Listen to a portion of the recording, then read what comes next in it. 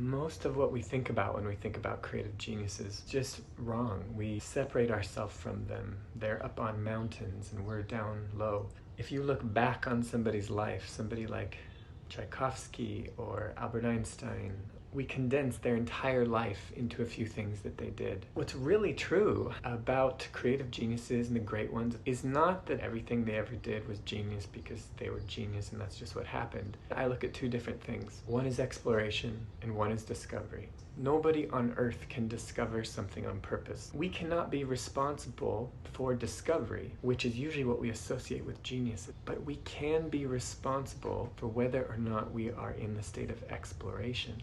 You will only ever make discoveries while you are in the state of exploration. What I believe was one of the main differences between the great ones and everybody else isn't that they just had a magical ability to discover things, because I just don't buy that.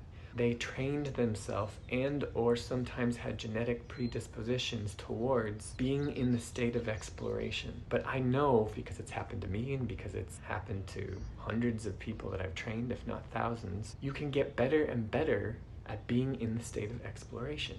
And every extra moment that you are in the state of exploration, you are opening yourself up to the ability to discover. I look at creative genius as this really long journey. Every time that you are in the state of exploration, you take a step on that journey.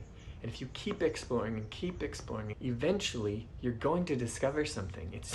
It's just statistics. And then other people look at you and say, wow, you just discovered this, you're a genius. I think almost every human on the planet, if I said, would you like to discover something very important and valuable? They would say yes. So it's not like we don't want to discover. It has a huge amount to do with us not really understanding the process of discovery in the first place. Of many, many things I could talk about this subject, today I really just want to focus on one thing that keeps us away from the state of exploration, and that is comparison.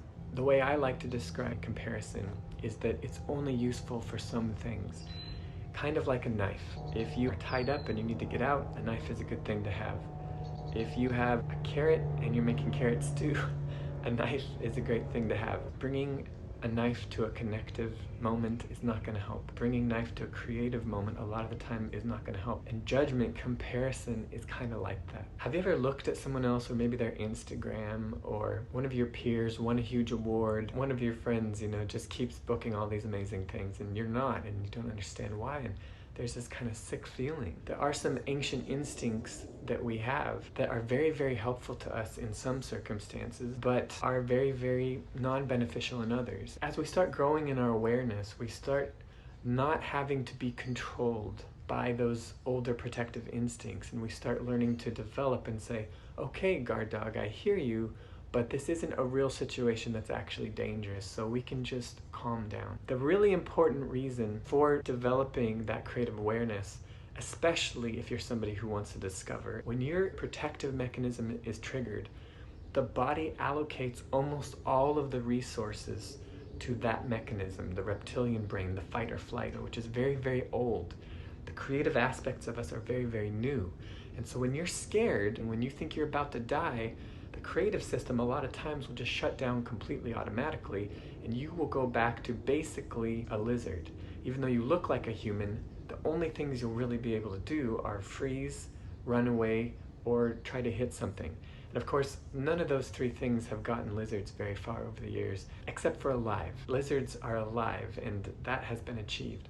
Humans are this leap in many, many ways from these other creatures, and a big part of that is our ability to not just survive, but to be able to access these higher brain functions. Creative genius is a state of the mind, not something that you are or aren't. You move into it and you move out of it. And we know that's true because there's people like Picasso who painted a genius painting, and then maybe his next one isn't considered a genius painting. So again, if the mythos around genius was correct, once you were a genius, you would always be genius and everything you do would be genius, and that's just not true. You'll know that you're comparing in a way that's not helpful to you, partly because you'll feel bad. you'll get this sick feeling to your stomach. What most people will do when they get that sick feeling, they will do one of their coping mechanisms. They'll go eat, they'll drink, they'll watch TV. I'm not necessarily saying that those things are bad, but I'm definitely saying those things are not putting you into the explorative state. One thing a dear friend of mine told me one time that I'll never forget about the subject of judging was that men who have killer instincts in times of war become heroes, and in times of peace, men like that fill prisons. And I think that's such a stunning point to make, that so often these judgments that we're making about people are really just very circumstantial. And in one circumstance could be a benefit, and another circumstance a heavy burden. And that's a part of why comparison of your life with somebody else's life is almost completely useless. There's very, very little time when that comparison is helpful to you, and you'll know when the comparison is, because instead of making you feel horrible about yourself, it will inspire you. That's one of the beautiful things about somebody like Michael Jackson or Picasso. In the best of what they did, they showed such a high standard that some people looked at that and said, wow, that's possible. That can be made, that can be done. If they can do it, I can do it too. That's an instance where comparison could potentially be beneficial. But most of the time, most humans are not using that form of comparison. They're using the form of comparison that as soon as they compare, they go, ugh.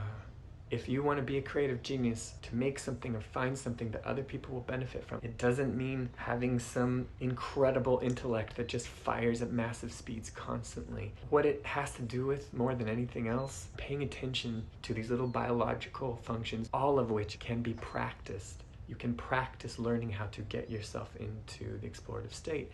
And that's why I study the feelings. Joy particularly is the one I'm most excited about. Joy is that body feeling signal where you are in the state of exploration. I get the state of joy even when I don't discover. Just the idea of going out on an adventure, going to a new country, meeting a new person, it's exciting to me. The body is telling you, you are doing something right. You are heading out into this explorative place. Think of how ridiculous it would be if stars took things personally. If stars were deeply into comparison. Here's a star, the star is exploding, sending out its light everywhere. The light travels 200,000 light years and hits this one planet, but misses another one. The star goes, oh, I really wish I could have hit that one planet, but I didn't. Just not the kind of star that would hit that planet. I can see that other stars hitting that planet. Something must be wrong with me. It's ridiculous. It's completely ridiculous. And yet we do that kind of stuff all of the time. And why does one star hit a planet and another star doesn't hit another planet? Because of the position that they're in. It's not personal. Which planets stars hit with their light is not personal. It has almost nothing to do with them at all. We are the same. We are stardust that takes ourselves very, very personally. That is one of the things we do that prevents us from being in the explorative state, because when we take things personally, when they're not actually personal, it triggers that ancient fear mechanism that says you're about to die, and we close down and we feel bad, and then we go do a coping mechanism, and then we're tired because of that. And in that way, a massive percentage of the people of this planet are burning away their natural born potential to develop themselves into a high-level explorer who in their lifetime has very good chance of discovering dozens, if not hundreds, if not thousands of deeply beautiful things. Practice not taking things personally. Practice paying attention to when you are using judgment or comparison. There's not a bad feeling that gets sent down to your stomach. And if you catch it at that time, practice not going into a coping mechanism when you do that, and instead do something completely different. Do something nobody would have thought of. Every extra moment of your life, you're doing something you've never done before. You are putting yourself aimed towards the next discovery, towards your next creative genius breakthrough. You, wherever you were born, whatever mental acuity level you think you have, whatever privileges you think you do or don't have, it doesn't even matter.